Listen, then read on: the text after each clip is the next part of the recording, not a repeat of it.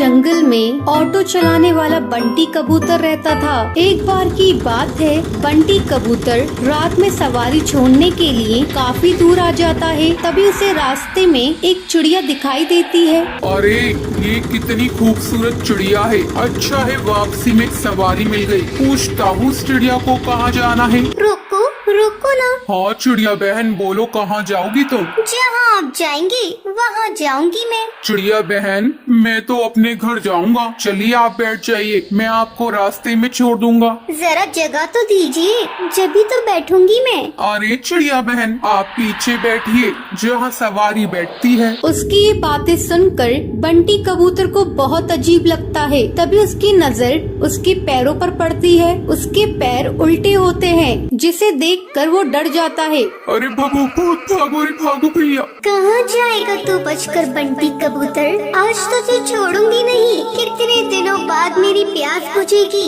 इस रास्ते पर कोई आता भी नहीं था, अब तू आया है मेरा शिकार।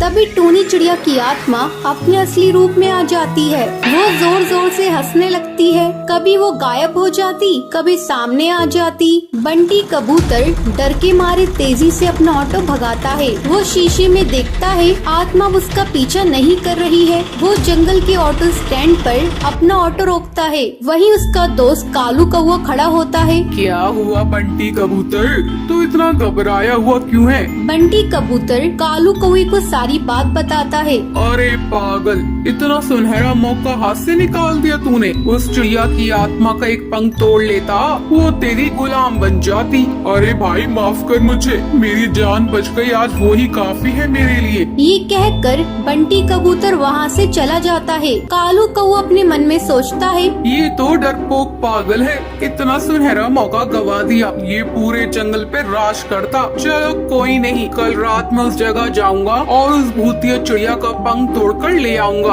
अगले दिन कालू कौवा अपना ऑटो लेकर उसी जंगल के रास्ते पर जाता है। वहाँ पर एक चिड़िया खड़ी होती है। रोको रोको ना, ऑटो रोको, मुझे जाना है। अरे भाई लगता है ये वही चिड़िया की आत्मा है, इसका पंख तोड़ लूंगा। ये कहकर कालू कौवा अपना ऑटो उसके सामने रोकता है और उसके पंख तोड़ने लगता है। अरे बेवकूफ कौवे बदमाश, तेरी हिम्मत कैसे हुई? तूने मेरे पंख तोड़ने की कोशिश की। रुक तुझे अभी बताती हूँ। टुनटुनी चिड़िया पास में पड़े डंडे से उसे बहुत मारती है। अरे बहन मुझे माफ कर दो, मुझे लगा तुम एक चिड़िया की आत्मा हो। अरे बदतमीज, तुझे मैं कहाँ से आत्मा नजर आ रही हूँ? चल भाग यहाँ से। टुनटुनी ये कहकर वहाँ से चली जाती है, पर टूनी चिड़िया की आत्मा पेड़ के पीछे खड़े होकर ये सब देख रही होती है। अगले दिन कालू कौवा फिर से अपना ऑटो लेकर वहाँ पर आता है। भाई आज तो पहले उसके पैर देखूंगा तभी उसके पंख तोड़ूंगा, वरना कल की तरह पिटाई हो जाएगी मेरी। अब फिर से वहाँ पर एक चिड़िया खड़ी होती है। रोको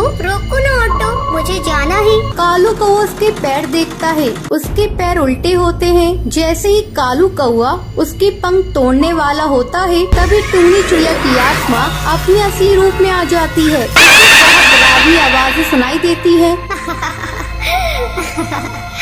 कालू कौवे आ मेरे पंख तोड़ेगा, ये ले तोड़ के दिखा। टूनी चिड़िया की आत्मा कभी उसके सामने आ जाती, कभी उसके पीछे। वो उसे बहुत मारती है। मुझे माफ कर दो चिड़िया की आत्मा, मैं आगे से कभी भी ऐसा नहीं करूँगा। मुझे जाने दो, मत मारो। क्यों छोड़ दूं तुझे? तू जैसे मन चले बदमाश पक्षियों को मारना ही तो मेरा लक्ष्य है। तुम जैसे लालची पक्षियों को जीने का कोई हक नहीं।